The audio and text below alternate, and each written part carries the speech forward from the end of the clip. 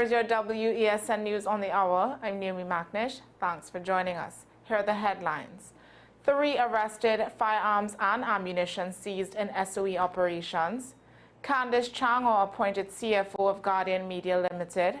Police arrest 8 in major car theft ring bust. And internationally, Biden imposes offshore drilling ban. Trump vows reversal. Now for the details.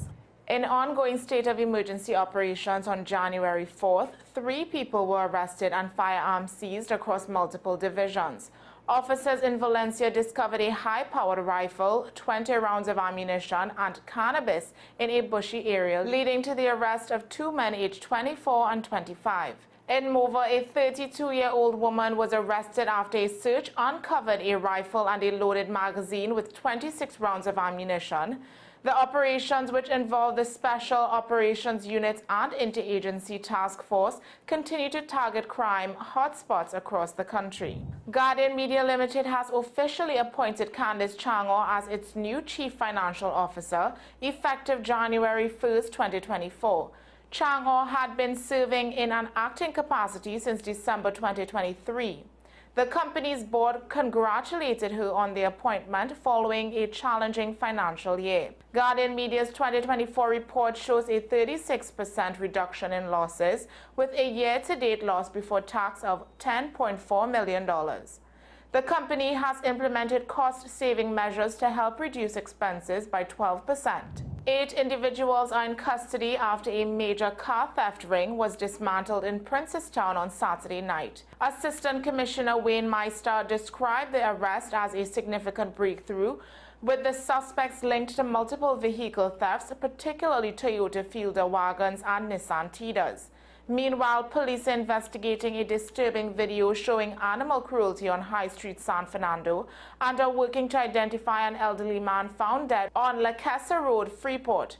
An autopsy has been ordered.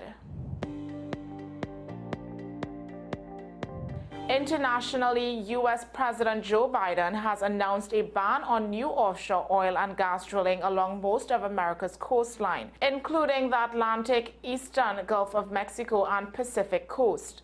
The move, aimed at protecting coastal communities and the environment, comes weeks before Donald Trump takes office. Trump has pledged to reverse the ban, though legal challenges may complicate the process. Environmental groups have welcomed the decision, while the oil industry and Trump's team have criticized it, calling it harmful to American energy security. Well, that's news to the hour on WESN. I'm Naomi McNish. Thanks for watching.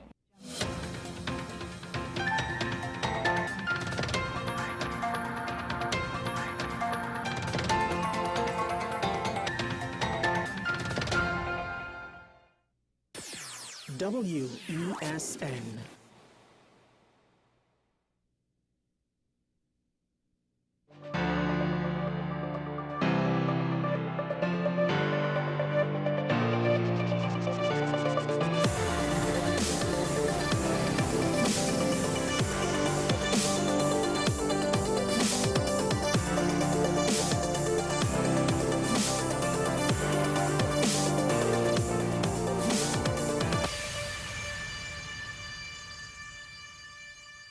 Well, it's been quite some time, but for the first time of the year, I am at our studios in Woodbrook, and while I was somewhat negligent yesterday.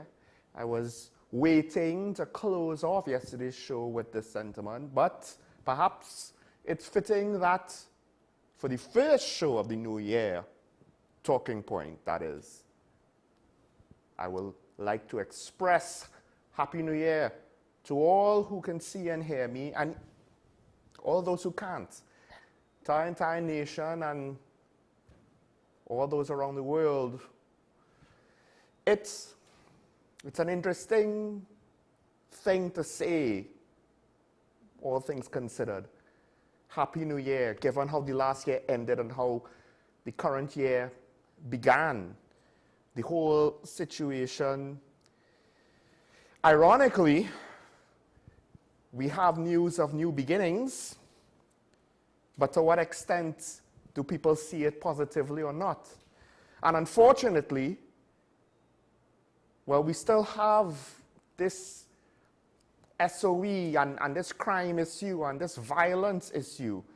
It's almost like the politics caused us to kind of forget it in the last couple of days, but the reality is, I would argue what's going on with the SOE is still more important than what's going on with the successor of the PNM, blah, blah, blah, blah, blah.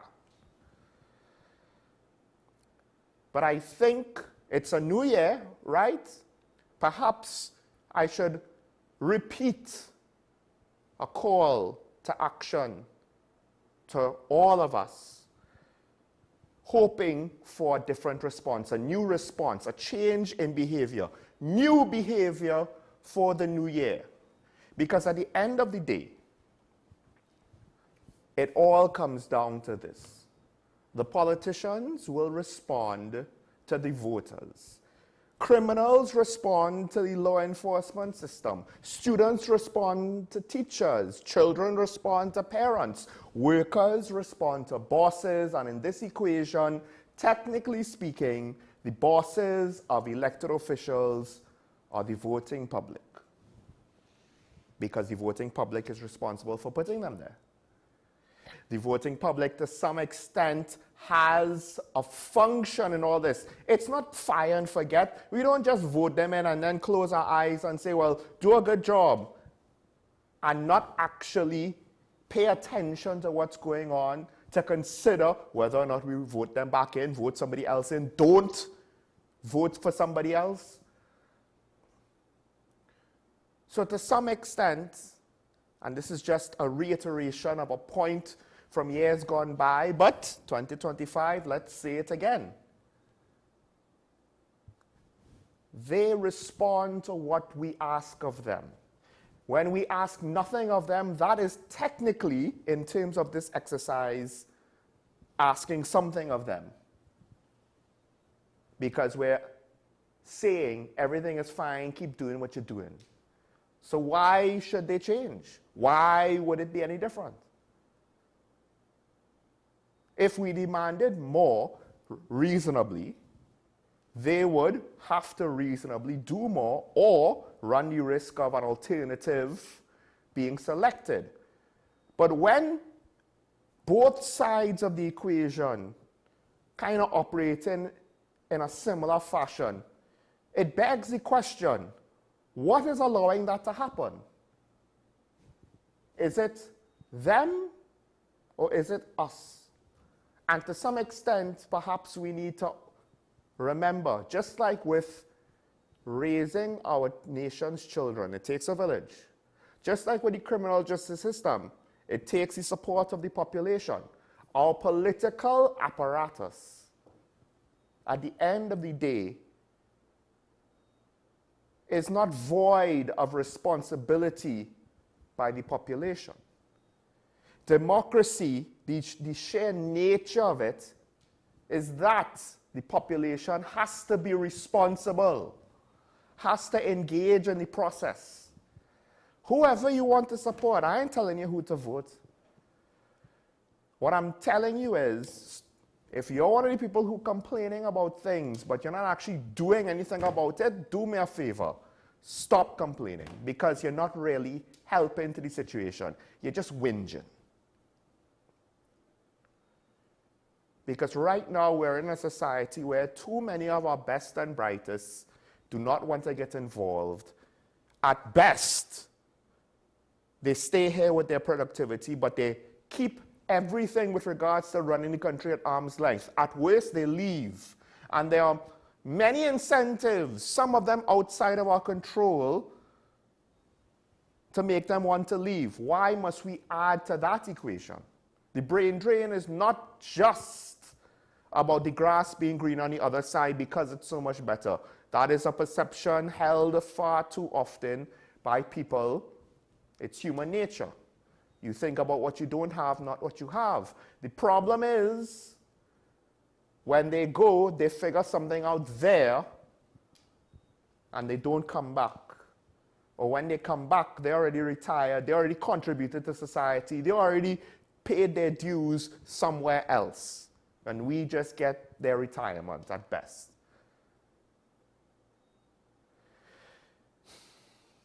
this is a transitional year. At the very least, one political leader will not be here after this year. Depending on the election results, another political leader may or may not be here after this year. It can be the dawn of a new age, but if we send the same signals to these political parties that we've always been sending them in the last 10, 20, 30, 40 years, well, then they're not going to change. It's not just a question of why should they change. They would be afraid to change. Because if we keep giving them the same signals, the same indicators, if we express the same desires in the same way, change for them runs the risk of being unpopular, of being unappreciated, of being disliked. Why would they do it? They're not incentivized to do it. Because at the end of the day, take away voters and politicians. It's almost like a young child or a dog trainer. This is to some extent basic human psychology. They have been conditioned to give the population things that the population will then vote them in for. That's it. And if the population wants them to change, the population can't just say change.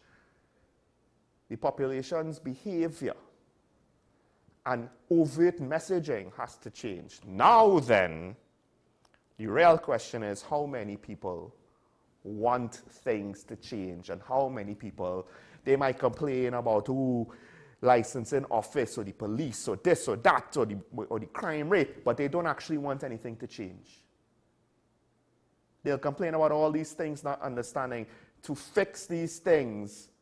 Society, not just the politicians, needs to change. They don't want things to change. They want to eat a food. They like it so. Well, then if that's the case, I wonder how long those who are willing to try to do something will continue and how many wasted opportunities we'll have along the way. And will 2025, will it be a wasted opportunity? It's not an opportunity to make grand sweeping changes, folks. It's an opportunity to start. That's all. It's not an opportunity to get rid of the PNM or the UNC. It's an opportunity to encourage them to change. And we must do so by our own change. Sure, Michael Small, this is talking about WESN, the content capital. Like I said, this is the first time I'm back in studio for the new year. First episode for the new year, technically. Closed out the year with a joint collaboration. But we have some things to go over. Of course, ironically, the conversation yesterday immediately got updated today. So in some ways, it's almost a shame that we weren't able to continue with Talking Prime. But what am I speaking about? Well, we got some of our answers to sweet. All that and more with today's Daily Review.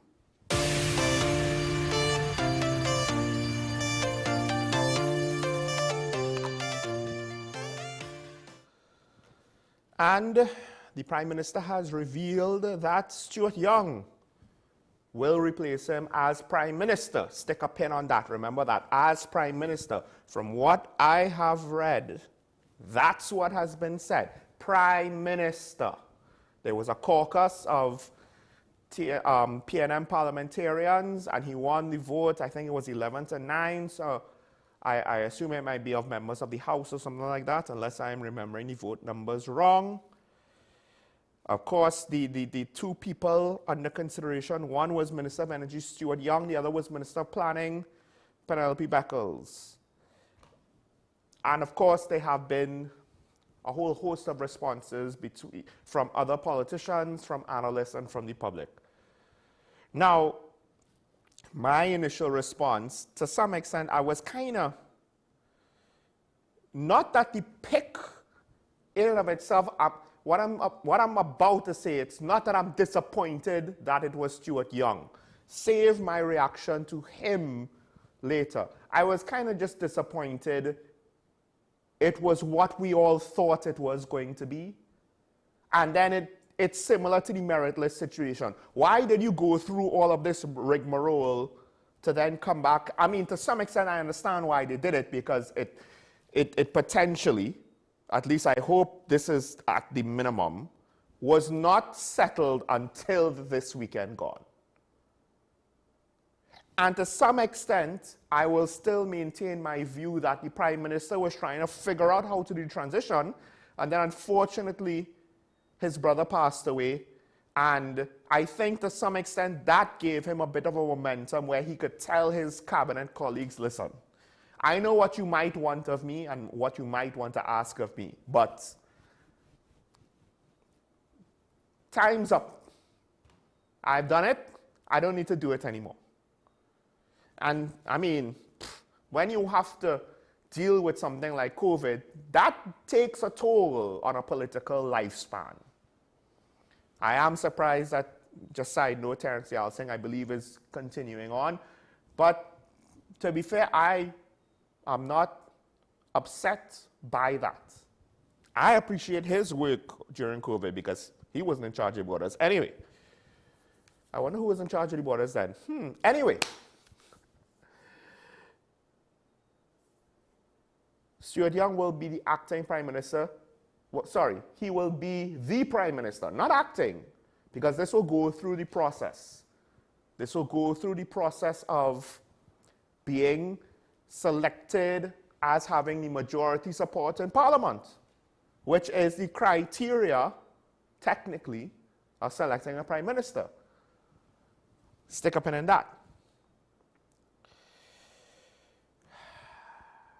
At the end of the day,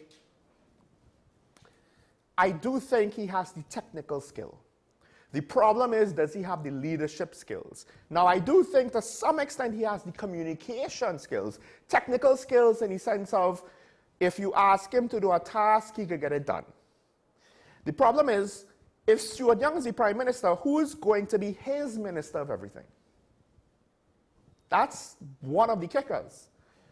In sports, you run into this problem when the number one guy goes down, and all of a sudden your number two guy has to be your number one. Who is behind him? Who supports him? When Scottie Pippen was the number one option in Chicago because Jordan decided to go play baseball, who was his number two?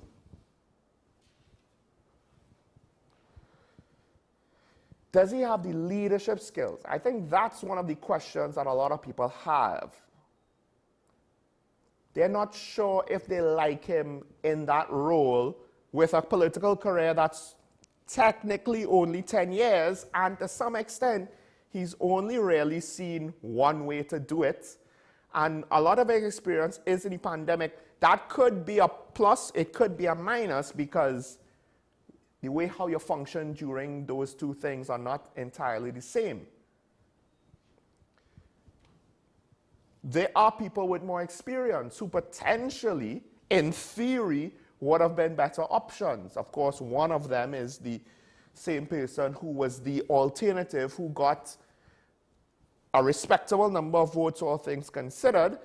One of the things that we will probably never know is exactly what's the motivation of the individual members for voting the way they did.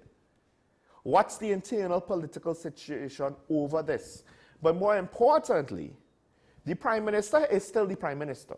So he could tell his parliamentary colleagues, hey, this is what we're doing right now. We're going to meet, we're going to have a caucus, we're going to come to a consensus, we're going to vote on it. Who's going to replace me? Technically speaking, he could do all that now because he's still in charge now. But what happens when he's no longer Prime Minister? Because, and this is why I said stick a pin on Stuart Young will be the Prime Minister. If he's still the political leader, it's not like he could remove MPs. Of course, then Prime Minister Stuart Young could potentially, make them backbenchers or whatever. But the party, until the next election, can't necessarily touch them. So what happens then? Now, I suspect that essentially the Prime Minister said, look, let's be real. We can't go down this road of sabotaging ourselves. So all of you who have your individual ambitions need to realize that we could either go in this direction or we could risk falling apart because we all have our separate agendas. Some version of that, I suspect, was said. Of course, I could be completely wrong. Completely wrong. But I suspect some version of that was said in order to try to get as many people as possible. You don't need everybody. You just need the majority, right? To not rock the boat too much. Because it's not as though it's impossible for them to lose the next election. Again, they are the two-term incumbent. They are at a disadvantage. Unless the government was running perfectly, a population tends to vote out the incumbent after 2 terms or more. 1 term, you can get voted back in. 2 terms is kind of hard. Now, of course, in our politics, we have seen long trends, long records. Of course, the THA was in the PNM for 20 years. But most of those 20 years, I believe, was under one man. So now you have a replacement to the incumbent, who is the embodiment of this administration's philosophies, one could argue, right? He is jokingly and in some circles, maybe even affectionately called the Minister of Everything.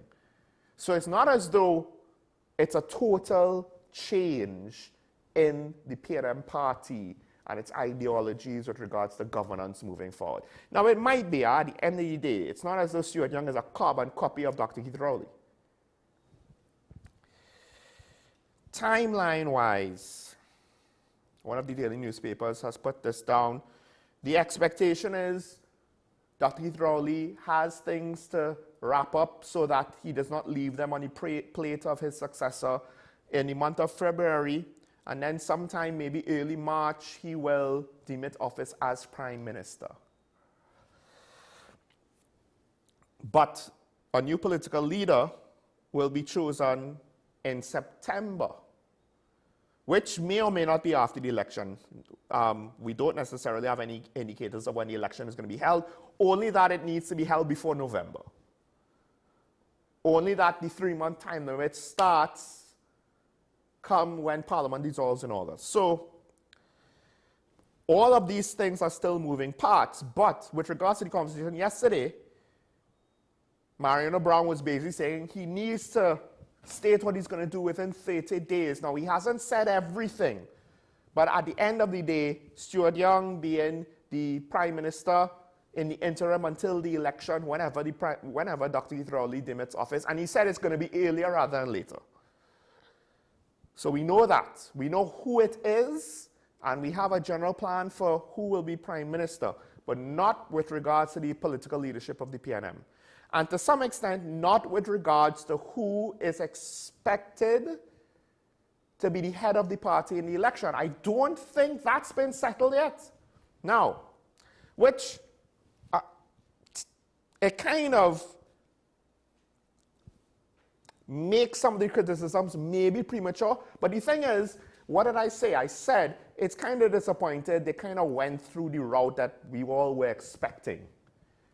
You know, the rumors were he wanted Stuart Young, and now he's, after making him acting Prime Minister for a few stints, now he will be Prime Minister for a few months at least, right? This has caused some criticisms by their political opponents, one being Gary Griffith. He's saying that the selection of Young as Prime Minister is a gift to political rivals. Well,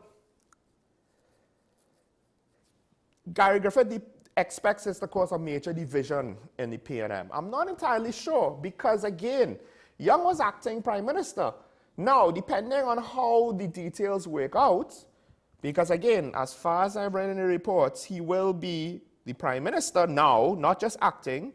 He will replace Dr. Keith Rowley as head of the government, but nothing was necessarily said about the political leadership of the party. Now, from what I understand, something similar is happening in Canada, where Justin Trudeau resigned.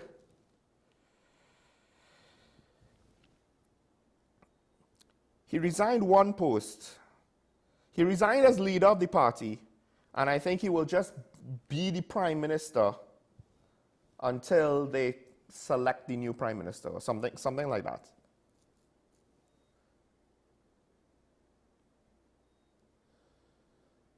Yeah, he planned to stay on as prime minister until a new leader of the Liberal Party is chosen, right? But he doesn't intend to be the political leader for the next elections. Now, obviously, Dr. Keith Rowley doesn't intend to be political leader for the next elections.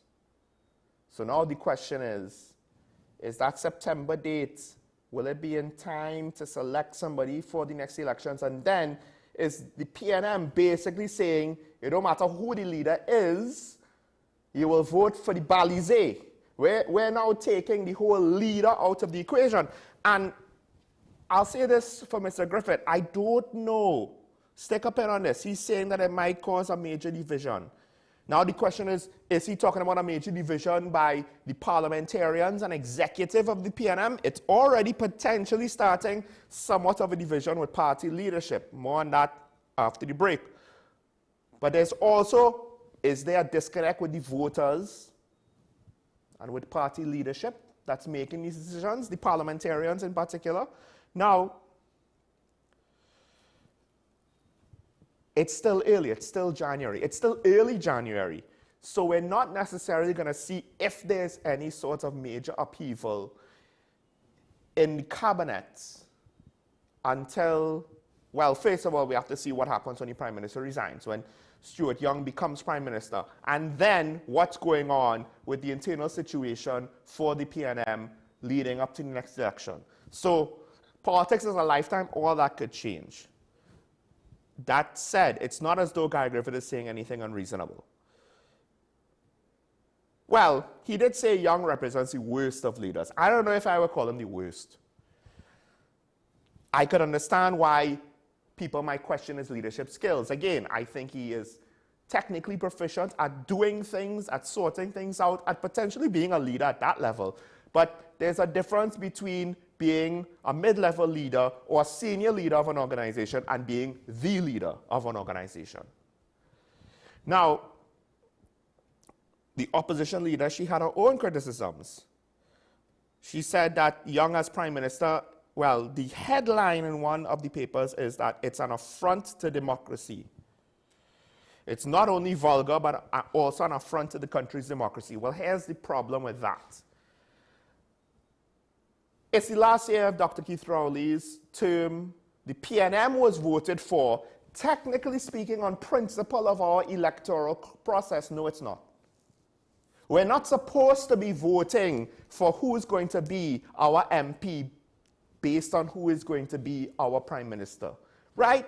To some extent, the idealistic mindset of our democratic processes, I like this candidate, I like what they're doing in my constituency, so I'm going to vote for this candidate who just happens to be for that party. I know it's not that simple.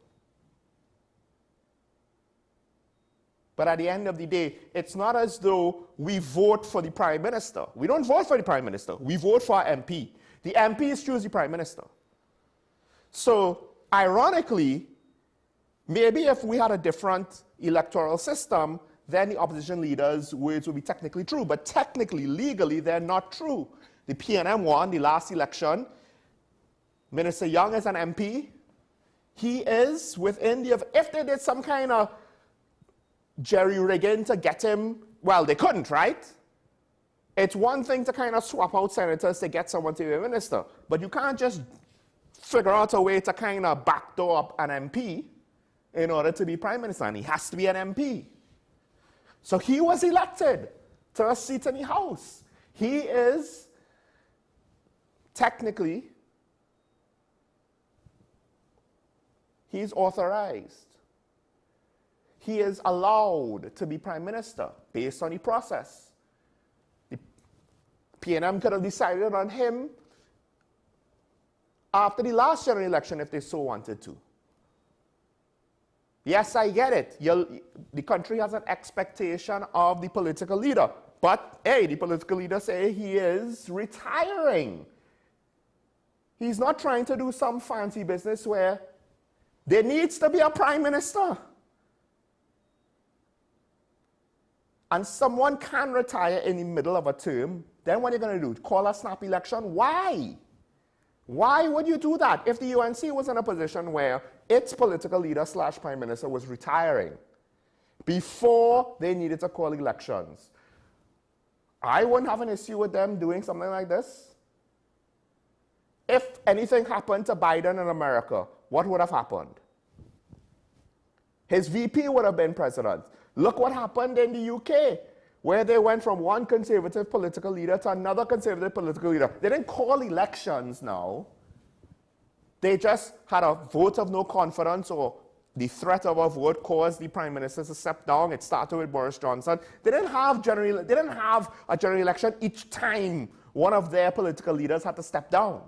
Why is this vulgar and an affront to the country's democracy? Our democratic electoral system was made to function this way. Now, this is with regards to what we know. With regards to what may happen in the election, that's a whole different story. But I can't agree with this statement. I think this is an overreach of wanting to basically say, this is bad. This is so bad. This is the worst thing ever. If everything is the worst thing ever, eventually, what will happen? You will be Peter, we will hear wolf, and we will disregard it, and hopefully for your sake, you're not the one eaten by the wolf, but unfortunately somebody else might end up being eaten by the wolf.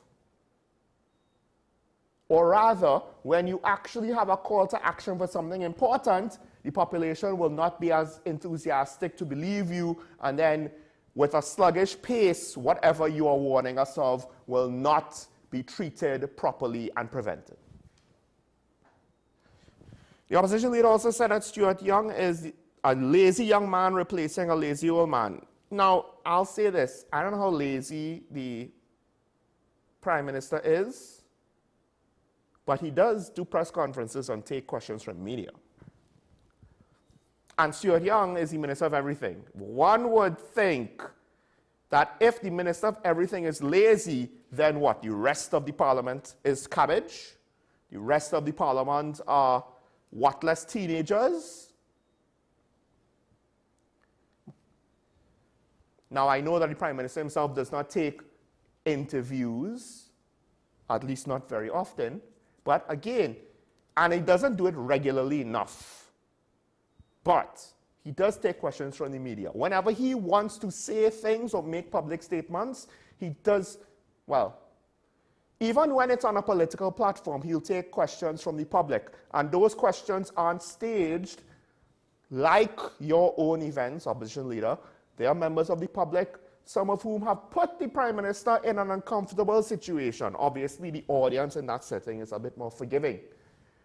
But whenever he wants to have a press conference, a press briefing, a post-cabinet media briefing, what have you, he takes questions from the media, and you don't.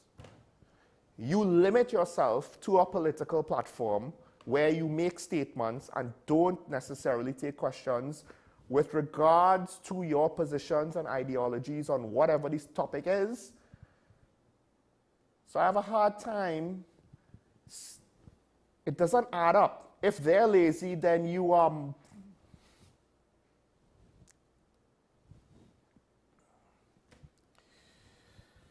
I mean, if you want to say that, there were so many other things to say. But why reach too far? I don't think it's effective. All right. I've been going on this a little too long. Let's take a quick break. When we come back, there's more fallout to this. Stay tuned to Talk About WSN. We'll be right back after this.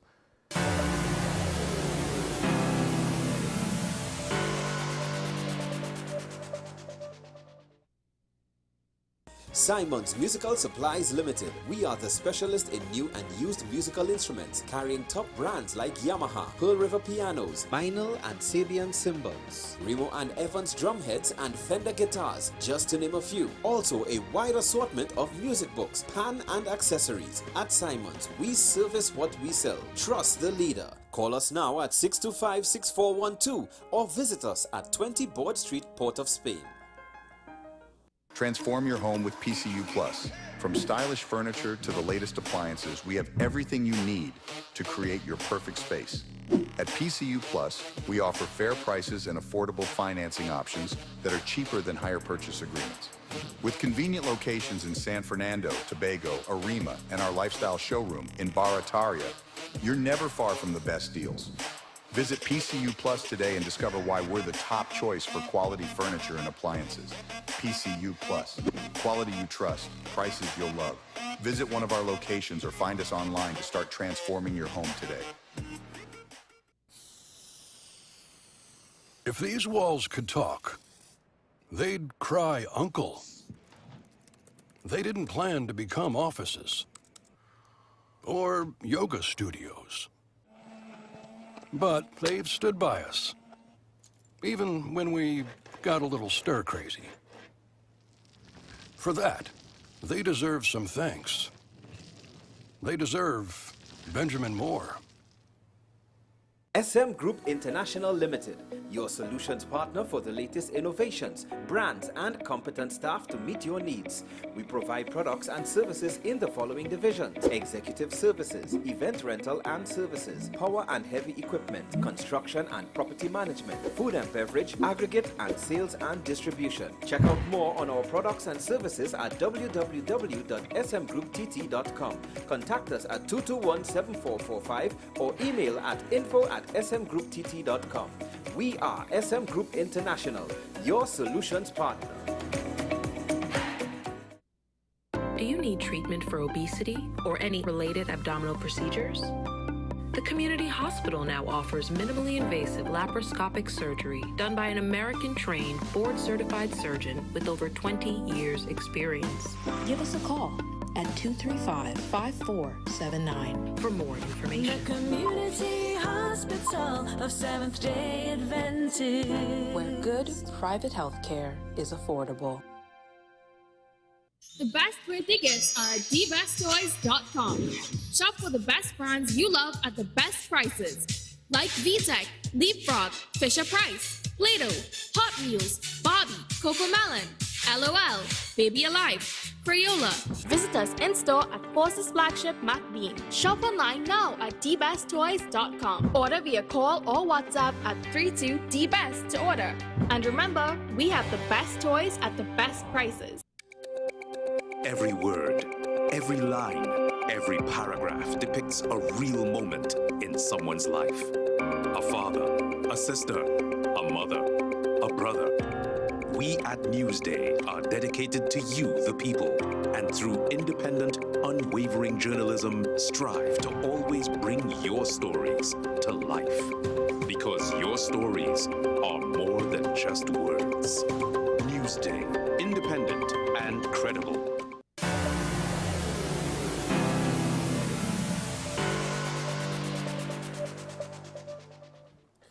Welcome back to Talking Point, and I did say stick a pin with regards to the process of how this all went down, because there are a lot of questions with regards to that. Now, our Prime Minister is resigning, and it seems as though he's resigning as Prime Minister first. We're not sure when he's resigning as political leader. Up in Canada, Justin Trudeau, it seems, has resigned from political leader of his party first, and he is just waiting to get basically who will replace him to be the new head of government so he could resign as Prime Minister. It's similar but different because they're doing the process in different orders. Now, why does that matter here? Well, remember, Gary Griffith said that this may cause major division in the PNM. Now, it all depends on where it is. Some people might think you're expecting it to be within Parliament. Not necessarily the case. There have already been a couple of people who have voiced concerns over this whole thing from almost the beginning. They have now come out to give a comment because, I mean, it makes sense, right? They are concerned, like the opposition leader, about the democratic process. But their concerns about the internal democratic process. Now, here's the thing. First, Jennifer Bitty's premise. There are two articles, one from two different daily newspapers this morning. They frame her arguments differently. I'll say that first of all. One of them makes it seem as though she is, and maybe she did, one of them makes it seem as though she is very much saying that even the post of the next Prime Minister should have been selected by the General Council, whereas the other one makes it out that she is more concerned about the political leadership of the party. That is very important. Mr. Brown was on AM Prime yesterday in our extended joint show, and he basically pointed the fact that, look, things are up in the air. When you don't have your leadership settled, who is going to essentially be the leader? Now, think about it. If Prime Minister, now current Prime Minister Keith Rowley is still the leader of the party, while Stuart Young is the Prime Minister, while they are gearing up to the election, he's what, making decisions for Stuart Young?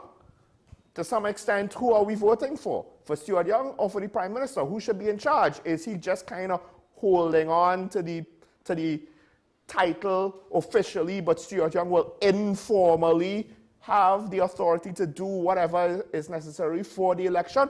Or will they choose a leader? It might not even be Stuart Young for the next election. Who knows? All of these things are up in the air, and it does make things more difficult than it has to be with regards to organizing yourself. It does. It also makes things a lot more difficult than it has to be with regards to communicating to other stakeholders external to the PNM. Financiers, supporters, voters, all of these people. Who is in charge? What's the agenda? What's the philosophy? What's the personality of the guy in charge? We don't know. What's the messaging of the guy in charge?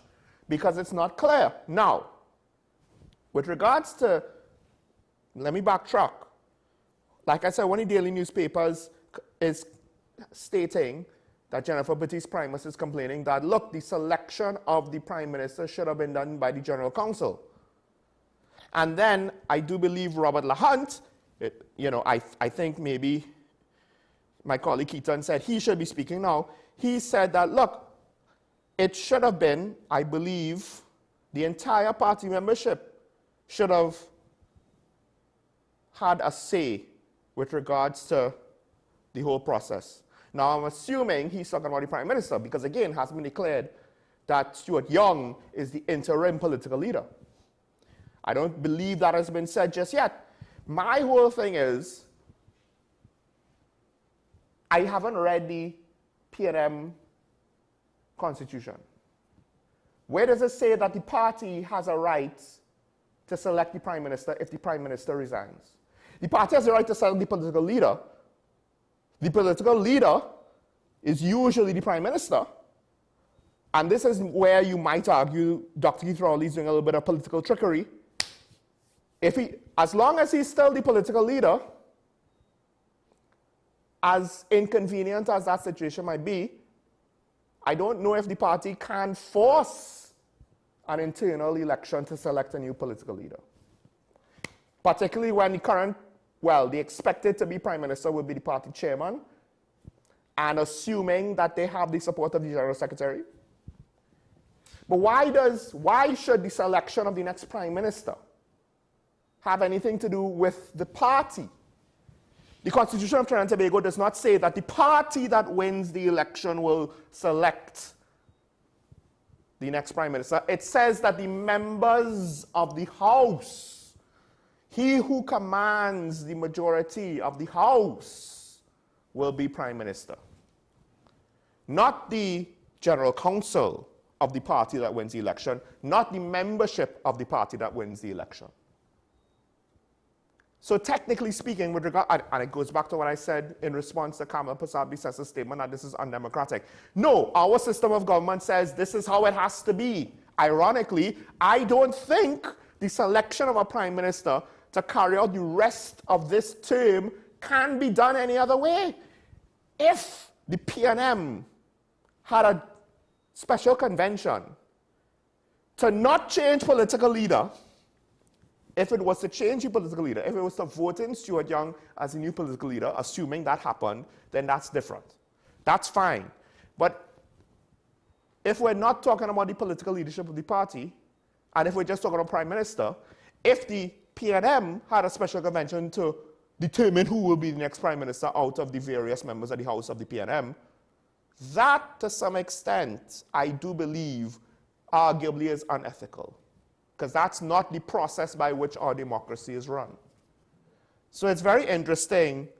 I get it. The problem is not with regards to Stuart Young being Prime Minister. The problem is the situation with the political leadership of the party. To some extent, that's what Mariano Brown was talking about yesterday, not just being Prime Minister.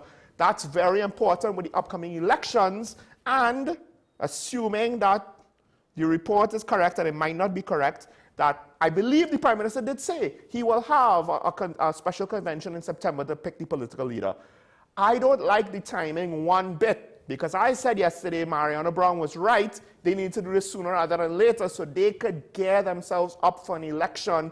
And if you're picking your political leader a couple of months at best before the general election, I don't like how that goes. Kamala Harris had more time than that.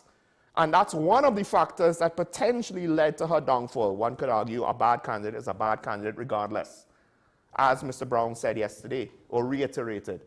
So, but why give yourself one more disadvantage? You're already the two-term incumbent. Why add to your handicap unnecessarily? Unless Guy Griffith is right. And you have a situation internally that you're still trying to manage, but unfortunately, life has a way of telling you the best laid plans does not survive contact with the enemy, or in this case, contact with tragedy. Just note, for people that want to say this is unprecedented and blah, blah, blah, don't forget the Tobago Council of the PNM had, I believe it was acting or interim Chief Secretary in Ansel Dennis, while Tracy Davidson Celestin was the political leader gearing up for the next election. It does not have to be the same person. It does not have to be the same person. The political leader of PNM does not have to be in the House today. And that puts other names on the table for the upcoming general, for the next chapter of our government. So, to some extent, there's a lot we don't know. And to some extent, I like to remind people, look, let's not make too many assumptions now. If the PNM want to do things we disagree with, so far, I don't think it's been unethical or illegal. In this current iteration, there were implications that what might have been done or what people suspected was going to be done in the past may have been unethical. Some of those things that I speculated on, I didn't like, and it seems as though those things won't come to pass. I'm happy for that. Right now, I don't think they've done anything undemocratic or unethical, assuming that they're telling us the truth, that the truth is being reported.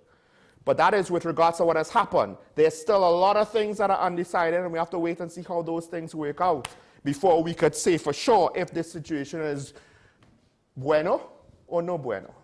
See, we had to learn more Spanish because anyway, let's take a break. When we come back, we will be joined by our media ambassador. Stay tuned.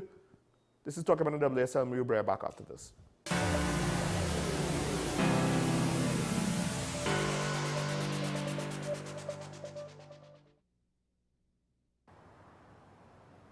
Bill and Ruth fell in love with the Benjamin Moore color Dry Sage, but they tried to match it using another brand's paint. I mean, it's close enough.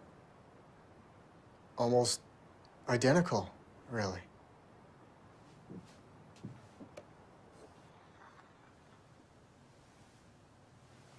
Yeah, there it is. Never trust another paint to be a Benjamin Moore color. Simon's Musical Supplies Limited. We are the specialist in new and used musical instruments, carrying top brands like Yamaha, Pearl River pianos, Vinyl and Sabian cymbals, Remo and Evans drumheads and Fender guitars, just to name a few. Also a wide assortment of music books, pan and accessories. At Simon's, we service what we sell. Trust the leader. Call us now at 625-6412 or visit us at 20 Board Street, Port of Spain. Transform your home with PCU Plus. From stylish furniture to the latest appliances, we have everything you need to create your perfect space. At PCU Plus, we offer fair prices and affordable financing options that are cheaper than hire purchase agreements. With convenient locations in San Fernando, Tobago, Arima, and our lifestyle showroom in Barataria, you're never far from the best deals. Visit PCU Plus today and discover why we're the top choice for quality furniture and appliances. PCU Plus.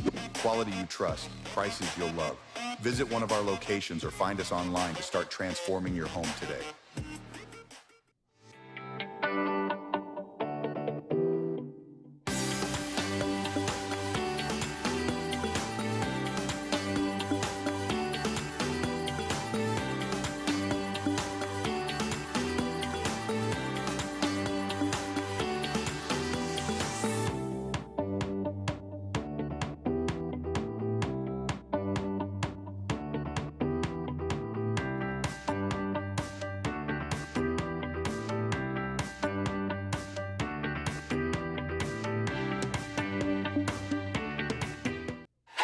FanZone, your reliable, authentic supplier, has just gotten better. You can now visit our website www.fanzonett.com for your authentic wear and collectibles. The only place where you can use both your Visa debit and credit cards. Visit our website fanzonett.com to make your purchase today. My name is Dr. Stephen Carroll, the CEO at Community Hospital of Seventh-day Adventist, and we are committed to making good private health care affordable. For all your medical needs, including dental, radiology, laparoscopy, behavioral and mental health, along with many other services, contact us for more information at 235-5479. Community Hospital of Seventh-day Adventist, where good private health care is affordable. We are tackling the hard-hitting topics, some controversial topics, some topics we sweep under the rug. You don't always have to forgive in a relationship for it to move forward. If it is you are in a situation where you forgive the person, but to the detriment of yourself, what are you really doing? It is very uncommon for somebody in the younger age group to have dementia. Atheists don't not believe. Is that I can't disprove God, but you also can't prove God, so we kind of have a stalemate. You'll focus on the woman who's being the victim, right, or the man who's being the victim. We exclude the children. Folks are trying to study the underlying brain mechanism to figure out how does this particular disorder happen in the brain? How is the brain processing this? Don't worry about AI, worry about humans working with AI. Are you willing to learn new skills to stay relevant for the future job market? That's the challenge that people are going to struggle with.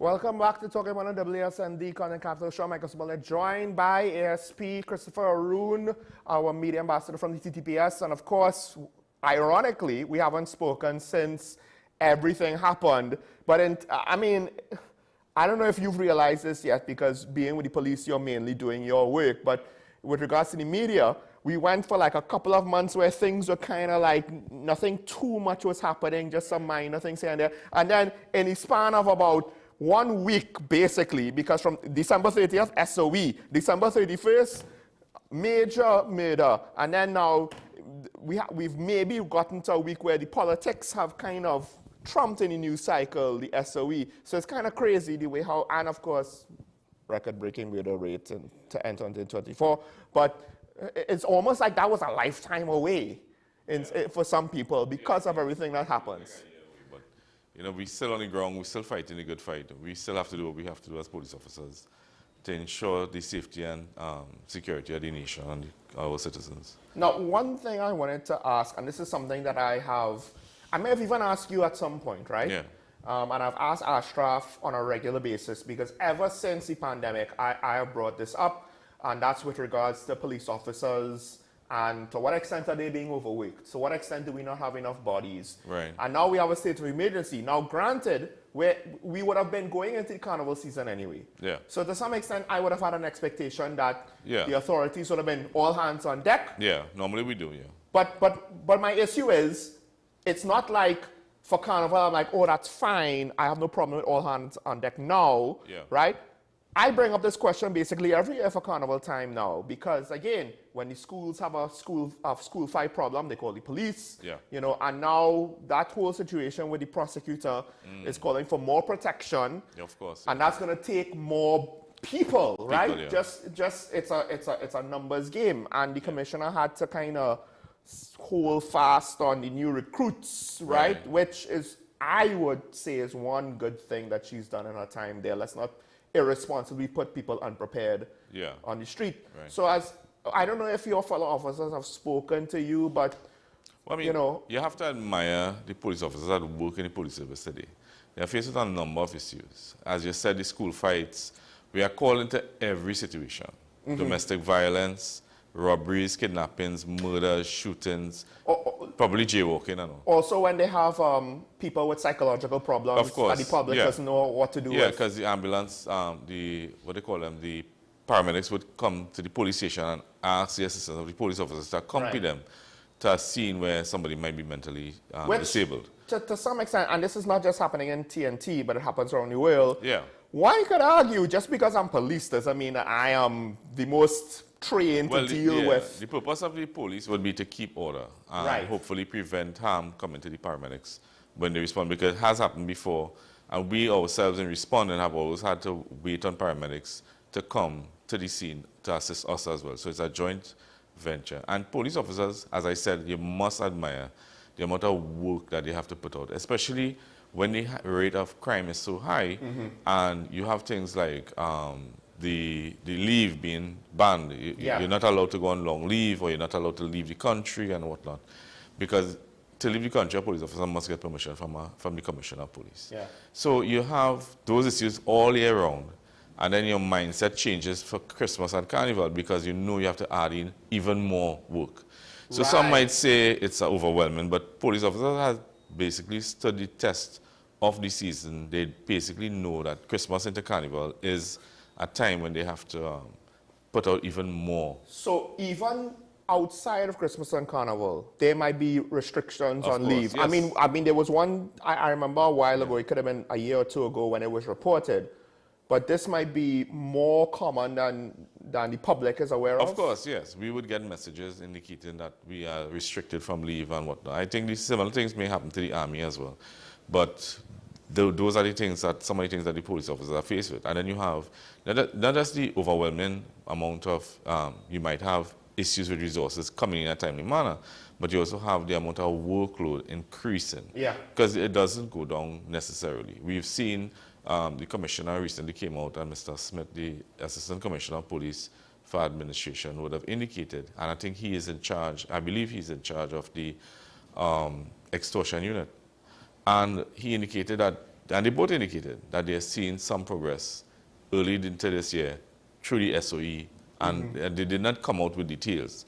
And that's very important that we have some success stories coming in. But I mean, I guess I have to ask, you might not be aware of the details, but for the sake of asking, you know, of course we have the Carnival season and we have the SOE.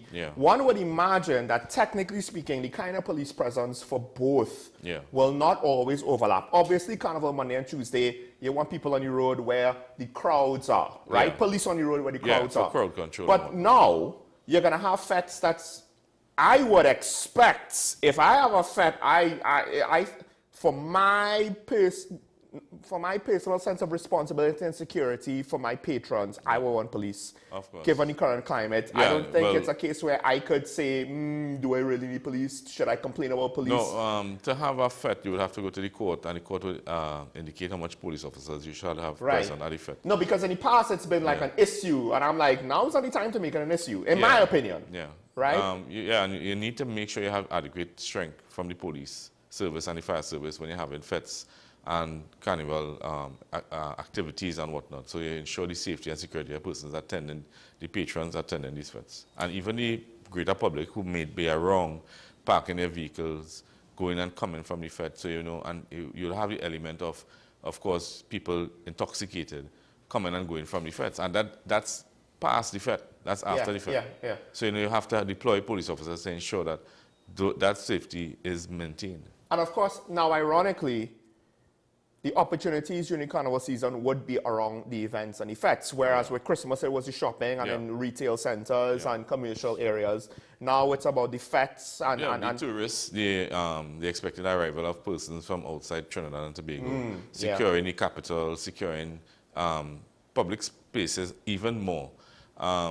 Because for carnival, you tend to have a lot of, I've seen successful carnivals happening outside of Port of Spain. I worked to Napuna last year, it was excellent. Mr. Richard Smith was the senior soup in that division. And it was excellently run, and there was no incidents to report at all.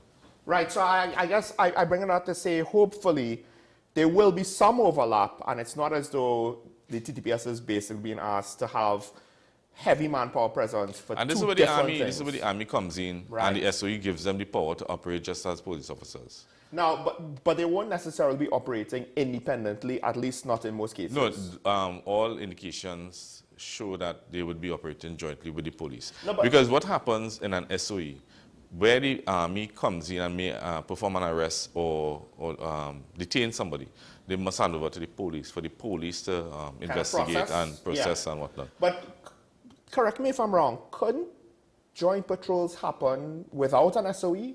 Yes, there's an understanding that that could happen. It's just that the military persons, the soldiers, would not have the same powers as the police officers. So they more provide backup. They provide the firepower. Okay.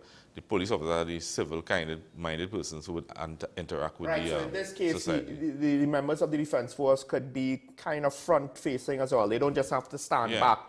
They potentially, and to some extent the public should be aware, listen, it's an SOE. Yeah, they have the authority to operate just as police officers. Right, but not just that, like, don't expect normal interaction with law enforcement. This is a heightened level. If they tell you, go to the side, just go to the side. Don't complain. As I said, use your phone, videotape what you had to record and whatnot. They wouldn't stop you from doing that. Because it's lawful activities they're carrying out. And let's just say that they do. Yeah. It is still advised, well, if that's the case, accept it and complain later. Don't try to fight it any moment. Of course, yeah. Yeah, because, I mean, we haven't necessarily, there's a lot of fears about abuse of power during the SOE, but I don't think we have any cases. Well, I mean, in the past week, I haven't seen anything to talk about. Yeah. But the flip side is, I think the population might think it's not like we've seen much policing, although they've had some successes, they've had some drug busts, they've gotten some guns off the streets. But it's not like, ooh, SOE, so I don't know if the public has noticed a heightened level. Yeah, by now we've lost the element of surprise, where we would have been able to detain persons who we know are gang affiliated and whatnot, and in some cases they're hiding. So, that element has gone out the window, so now we have to be a bit more proactive and try harder to ascertain who are the criminals or where they are located and look for them and whatnot.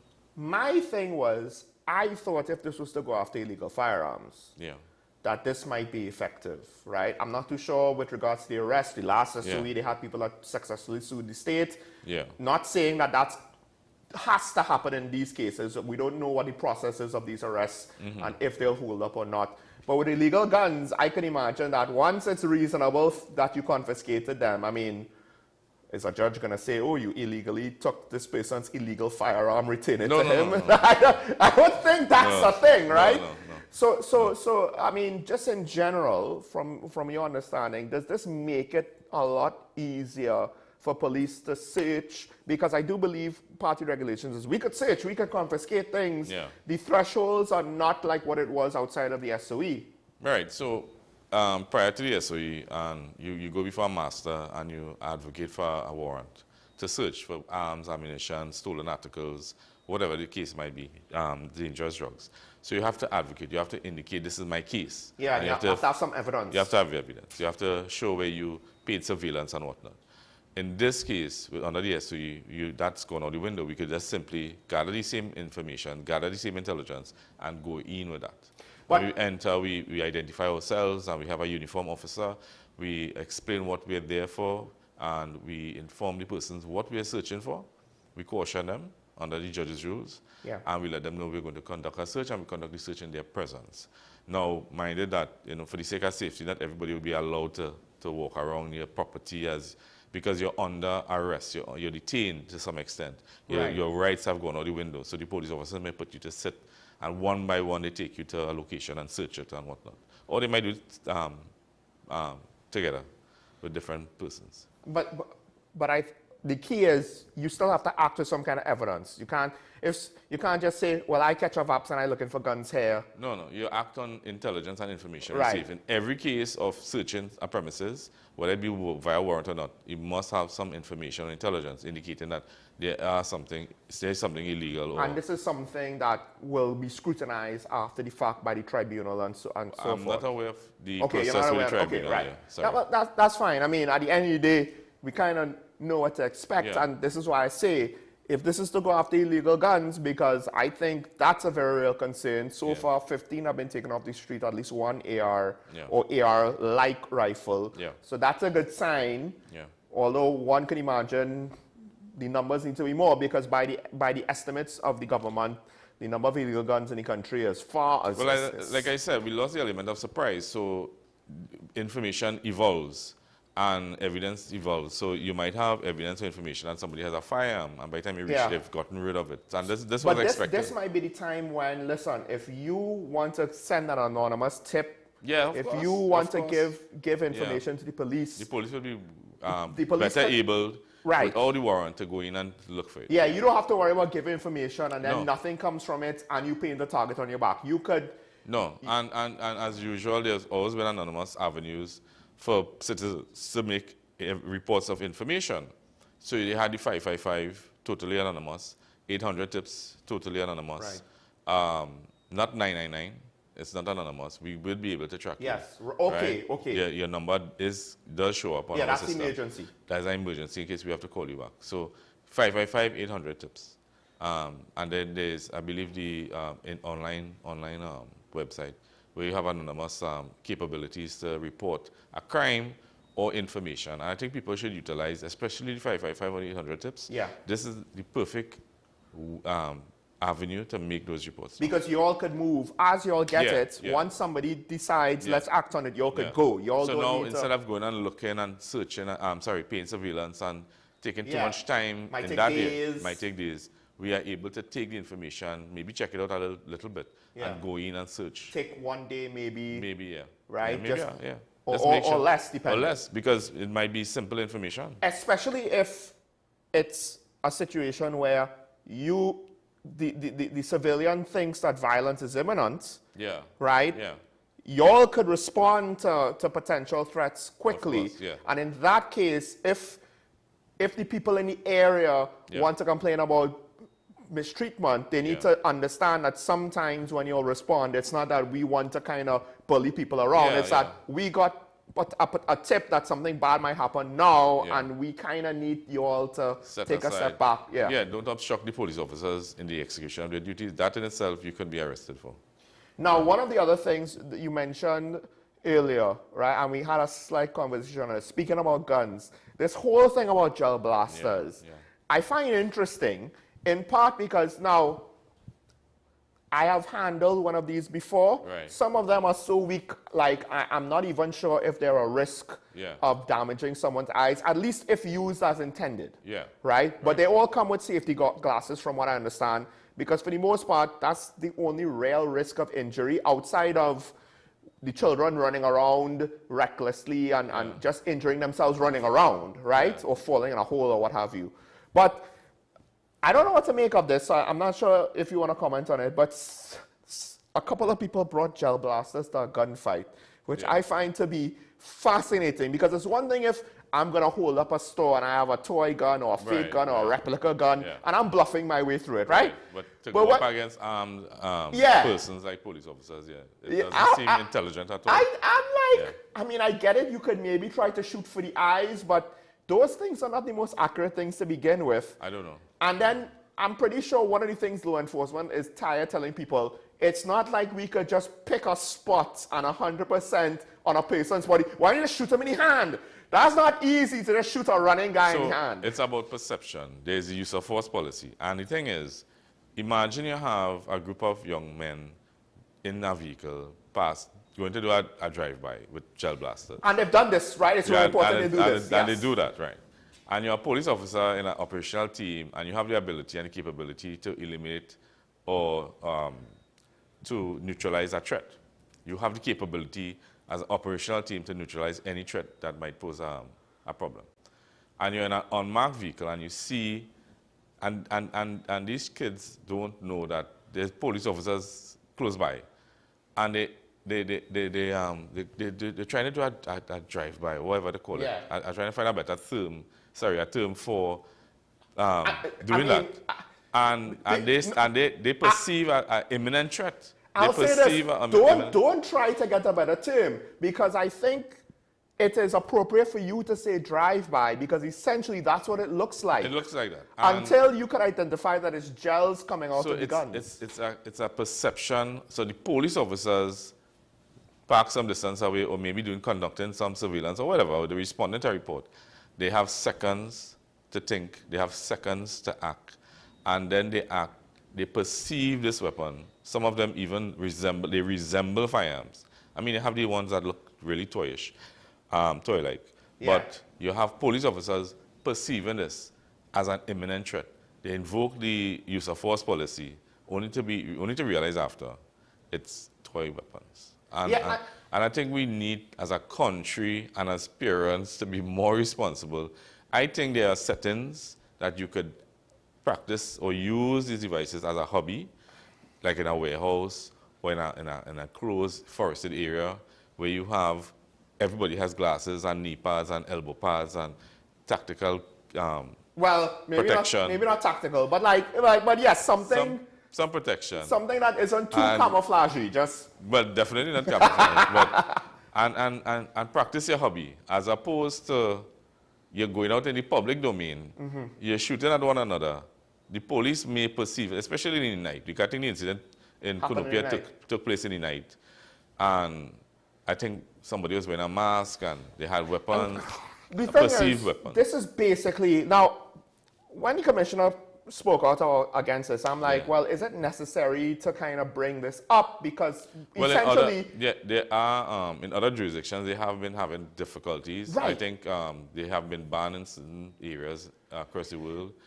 And here's the thing, we had one episode before the new year, I believe we spoke about this then. The commissioner had her press release, the media reported on it. Yeah. This is basically what they were trying to avoid, what the police was trying to avoid. I mean, trying to warn people, you might think it's fun, but, and again, there are offenses that could arise from having a toy, using it as a weapon.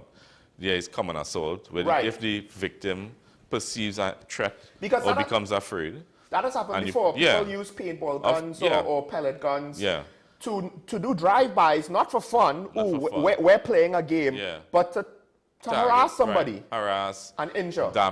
Injure people, damage property. So you might incur an offense and be charged. And the age of liability for criminal charges to be pressed, I think, is the age of 8 or 10, I can't remember, under the Criminal Offences Act, where any child above the age of 8 or 10, I'll check it for you, commits an offense can be arrested and charged. Mm-hmm. So you have children playing with these toys and they're shooting at persons' houses. They might incur damages. Yeah. They're shooting at persons passing by because it's fun.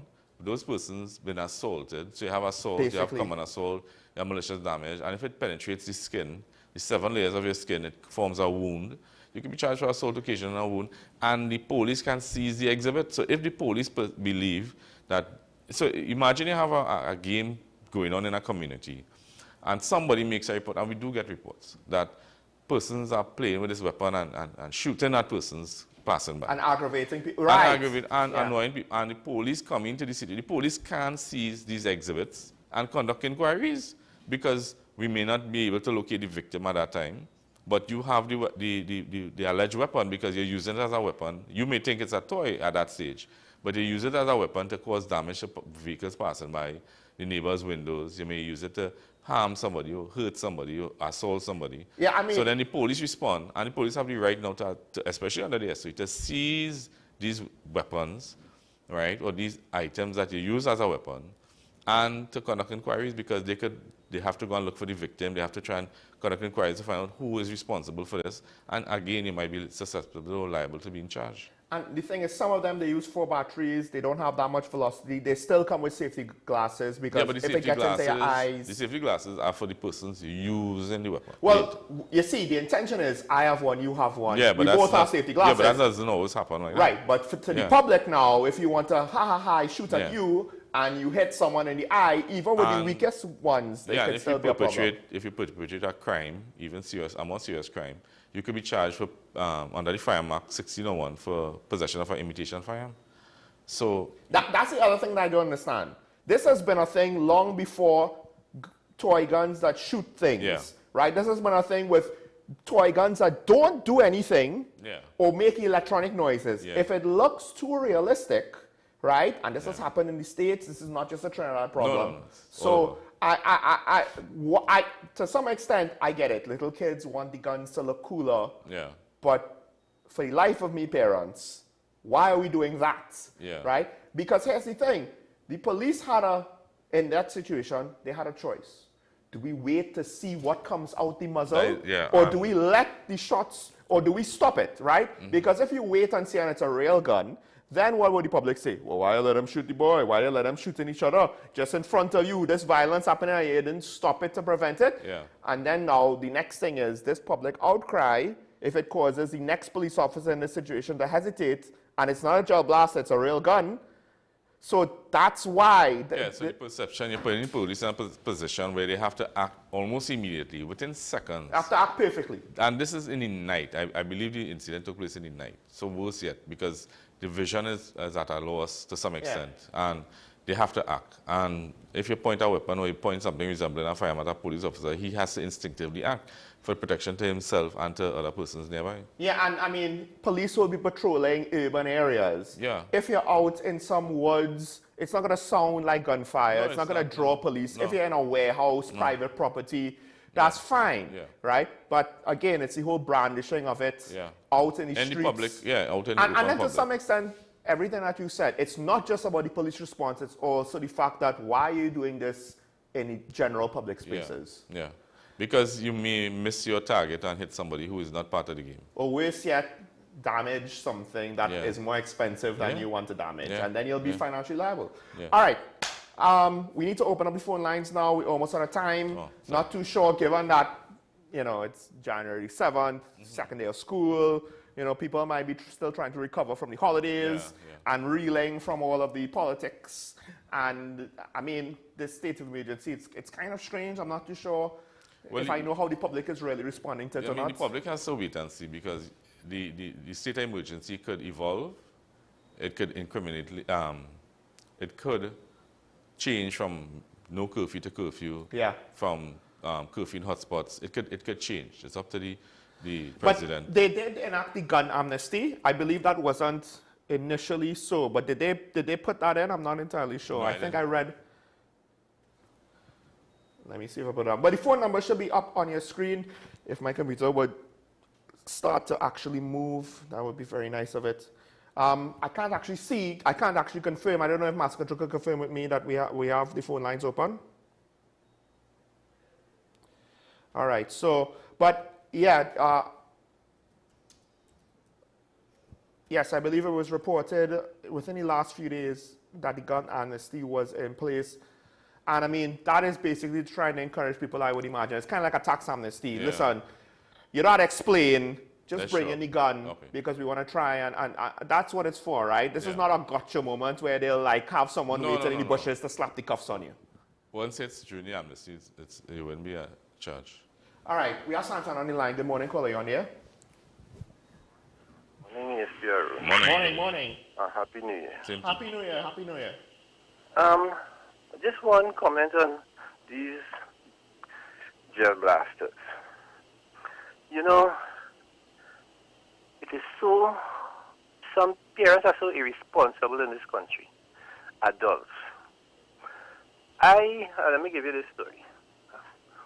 Over the weekend, it would have been Friday night. I went to a friend's business, and I normally go there after in the evening. We just had to sit down. Sometimes we have a beer. So he had no beer, so I said, okay, let me go across the road and get a couple of beers. So I went to get a 6-pack. And I was shot at with a gel blaster from a vehicle. It was a little boy, one of those 8-seaters his father was driving. Right. And it was so upsetting that this parent allowed this to happen. That was my point, And if you were assaulted, if it hit you, it were assaulted. Right, so you were assaulted. You are a victim. You need to make a report, or if you wish, you make a report. Well, I didn't, but the fact is that these parents are allowing this. This was basically a drive-by. They are letting these children normalize this this activity. Yeah, yeah. And that is what was upsetting to me. Yeah. And this is what happened in society. And maybe hit the right person.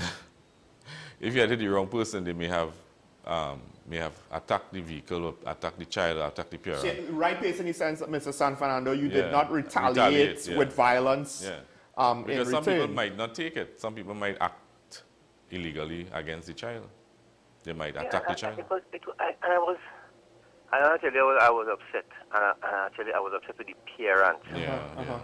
Because it came from your vehicle. You are driving this vehicle with your child in it. And how old the child appeared to be? About 9 or 10, boy. Yeah. About 9 or 10. Yeah. All right, Mr. San Fernando. That's unfortunate. Yeah. Thank you for that. I agree with you. I could imagine if I was in his place, the level of anger I would have had in that situation. Yeah, it's like annoying. People kind of underestimate it, but you're kind of violated. Yeah, you're violated. Right? And you don't know what's happening until it happens to you. That's the other scary part. And then you are thinking, I'm being hit by what? By what exactly? Yeah. What happened? So the instant hit. And especially when we have so many issues of gun violence in the country, the last thing we need is somebody playing the fool. I hope they take a stance on it and ban it or something like that. Folks, if that happens to you, get the license plate and make a report. Make a report. But they should not be allowed to go on. At least call for the police to respond as a call for service. But try and remember the license plate so that they could respond And they effectively. could respond, yeah. We have Faisal on the line. Good morning, caller. You're on the air. Good morning, Sean. Good morning, officer. Morning, sir. Good morning to the officer. With all respect, sir, I think, we allow these things to come in, Well, not the police. We have no say No, on what comes in. That is why I use we. Yeah. And it kind of passing the buck because I think the police is supposed to have an input given the status of crime and criminality in the country. Basically, when it comes to things being imported into Trinidad and sold, it's a customs issue. Yes, and customs have confiscated some of them. I am saying to you, officer, again with all due respect, seeing where we are at this time, I think all hands needs to be on deck. And especially when it's an issue of interest, a public interest matter like this. Yeah, I mean, if I could see somebody charging a man for camouflage covering on his steering wheel, which is ridiculous in my opinion, but it's wrong. Yeah. Sean, with you, I want to talk about Dr. Rowley's tenureship. And so, I've looked at it over the 9 years, and I'm still trying something that I can highlight and point to say, look, he had done exceedingly well. Because if you look at all the ministries that he would have worked in, there's nothing to shout about, especially the La Salturas, the Greenvale, and all that kind of thing. But beyond that, what is happening is that karma have everybody address my brother. So when he would have started with the email gate issue, this was a done deal, He had to pay for his doings, You ever see a man fire himself? In essence, that is what Dr. Rowley did.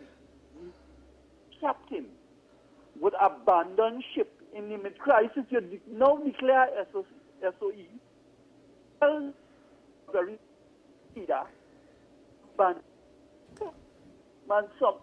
karma again, my brother. Well, whom the first God wanted to destroy, he first made them mad. He first made them mad, and he was very self-serving with the SRC report, accepting it and then going into retirement. You understand me? But my brother, all that is in the darkness come to light, all on fair game must play over. And it's happening just before our eyes, my brother. Take care. Thank you, caller. Although I will say this, technically Stuart Young announced the SOE. So there was all those questions why the Prime Minister didn't announce it. That could be why. On some level, that could be why. It's like, hey, you're going to be in charge just now? Maybe. I mean, apparently they had a vote recently, but he was acting AG at the time, and he was acting Prime Minister, and he is the assumed person at Rowley, and some in the party wanted to replace Rowley. So he technically announced it, right? So, but I understand what you're saying.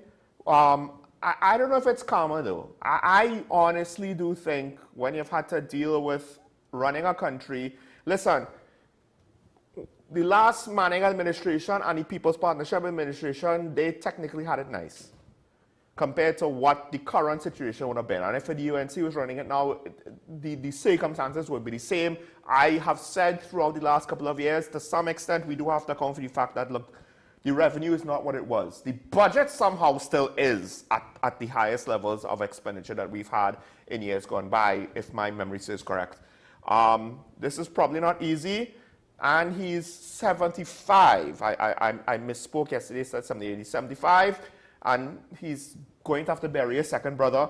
I don't know if so much of it's abandoning ship, because we don't know behind the scenes, did he say SOE now, yes, or did cabinet come to that decision? And he's the prime minister, yes, but it's not as though he's unilaterally making all the decisions. We don't know that for sure.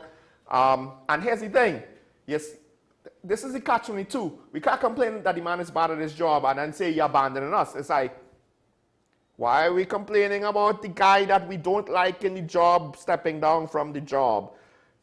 But I understand where you're coming from, because to some extent he is prime minister still. He was prime minister when it was declared, and it does seem a bit, you know, you're kind of pushing the responsibility. Hey, things so bad we have to have an SOE. I think my time is done. I out. I gave myself a raise. I travel the world. Time for me to go. With regards to customs, here's the thing. I don't know what the relationship between customs and the police are. I'll just say this.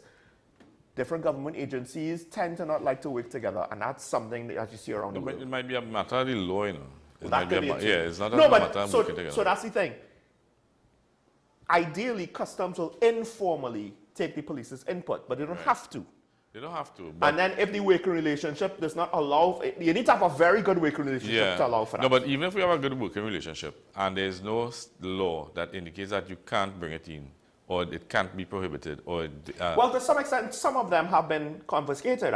The model that was used as the example photo in the commissioner's press release, I know for a fact that some of those have been confiscated. By customs? Yes, I just don't know why some, but not all. Right. We have Faisal. I don't know if it's Faisal back on the line. Good morning, caller. You on here? Yes, Sean. Tell me something. Does the custom and excise fall under the purview of the National Security Council as well? I don't think so. No, I think that might be under finance. Yeah, Ministry of Finance. Yeah. It's under Ministry of Finance, caller. Exactly. So it begs the question. We are in a crisis mode. It's about who wants to work with who and who wants to work with. Well, I understand that, caller. I don't disagree with you, right? It's just that bureaucracy doesn't always work that way. It's about getting the job done. A SOE is not a normal thing, Sean. I know. Right, but... And we had to go to that. But it's about the law as well. I remember Dr. Rowley saying that he will never call a SOE. No, but even if you call an SOE was called, it doesn't give the police the authority. All right, caller, thanks. Yeah, I mean, that's the thing. As ASP is pointing out, the law for how customs does its job can't be circumvented unless something changes. Yeah. And if you were able to put something specifically in the SOE to change that, that would be fine. But you know, to some extent, caller, I have seen Nerf guns that are based off of real guns. You spray paint them black and they might look very real, and you would get a similar dilemma for the police. I think as much as you want to say customs should do X or Y, first of all, I do think as a toy for children to play outside, when used responsibly, they're pretty good because they're reasonably safe, right? All things considered, right? And the gels, you could go outdoors and shoot all over. They're biodegradable. It's not like a styrofoam dart that you have to know where did they all go. You don't want to leave styrofoam all over the environment, right?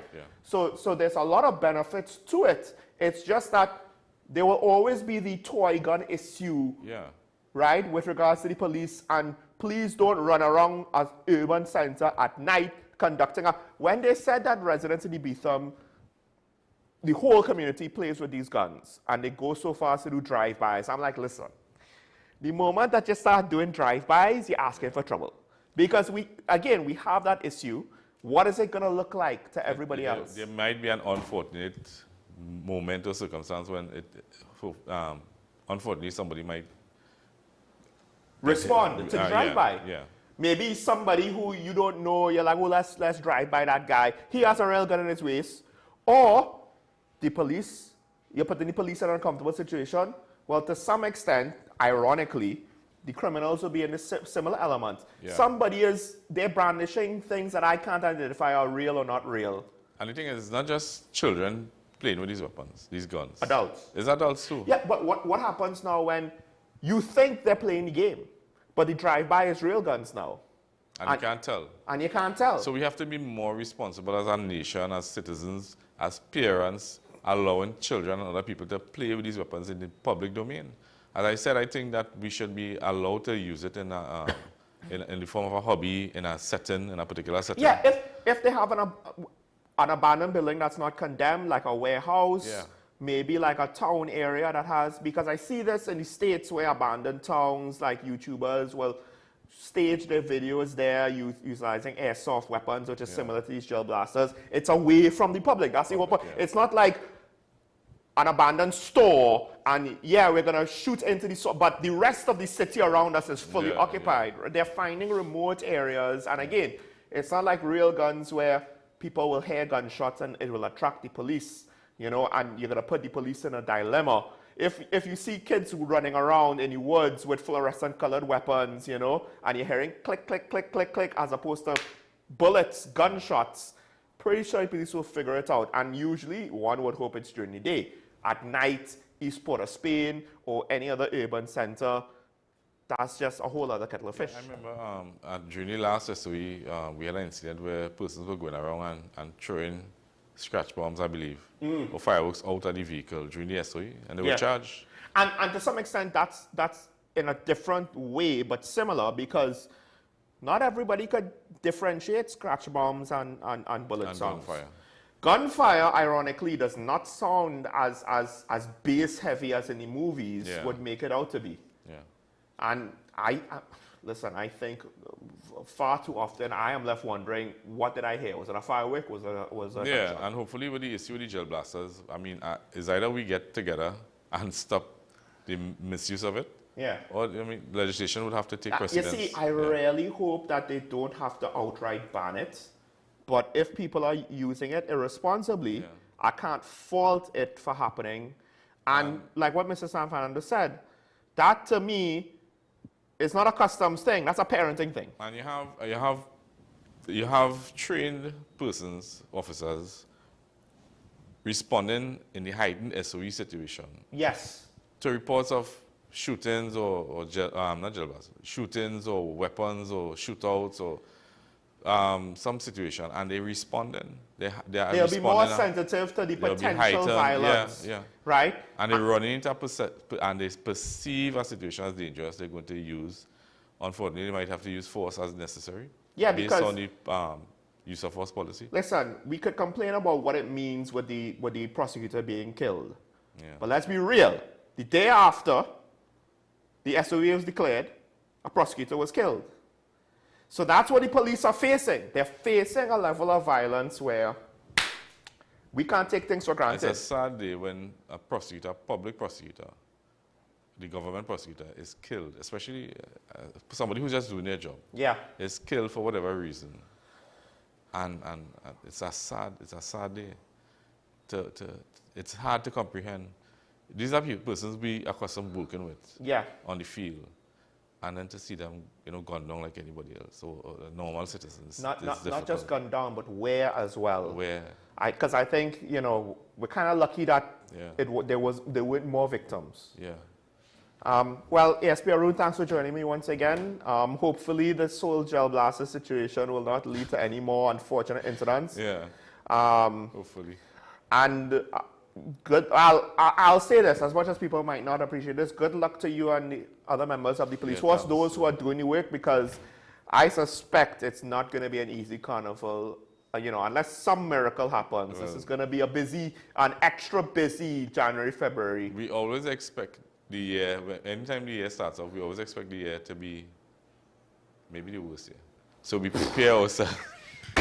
We prepare ourselves to have we know what we expecting it to be a bacchanal year. Right. So we always expect this at the beginning. We always say, oh, we hope, it's a good year. We hope to, but, we had to expect the worst. Yeah, because you're all in the middle of the busy season for you, ironically. Yeah, so we expect that, especially this year, to be even more heightened than usual. Yeah, election year. And that is when everything comes out. Well, thanks to the callers for calling as well. Folks, this is talking about WSN. Just reiterate my point. Today's a good day to have a good day. You could make it if you try, and that includes not using gel blasters on fellow random citizens who you do not know and will not appreciate it. I could imagine myself being just as upset, if not more than Mr. Sanfan in a situation like that. And it doesn't have to be a gel blaster. It could be a boy with a toy sword swinging it at random people. Again, as ESP said, that boy was lucky that he wasn't retaliated against because he assaulted somebody unknowingly. Parent, what you doing? And thus, it's nice to be nice to everybody to meet. Remember your allegiance to the Republic. We'll see you tomorrow. Stay safe. Bye-bye.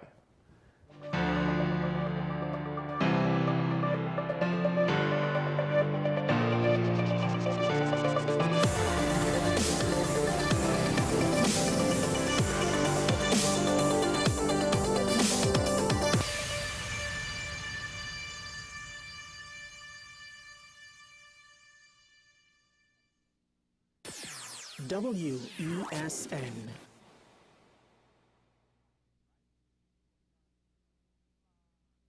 Do you need treatment for obesity or any related abdominal procedures? The community hospital now offers minimally invasive laparoscopic surgery done by an American-trained, board-certified surgeon with over 20 years' experience.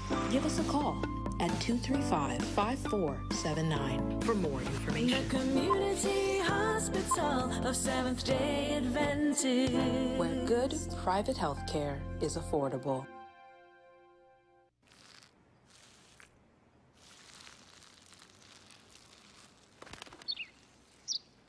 Maybe he landed here totally by coincidence. But if by chance he's admiring your fresh coat of Benjamin Moore soft sky blue, well, that's a pretty high compliment. Coming from an expert.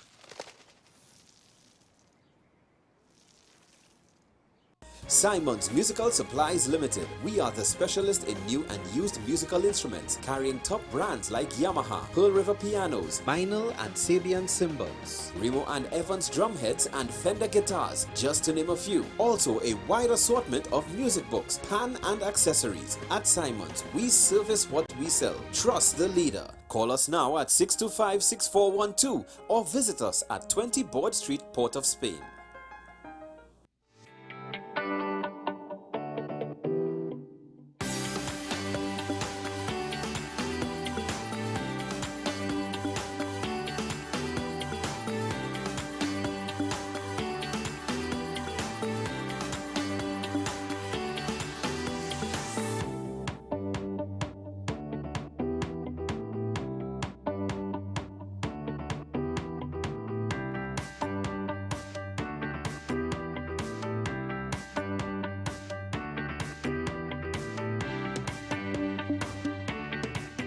The home of Caribbean content is growing, and we welcome you to be a part of the #1 platform for young personalities who are driven to make a positive impact in society.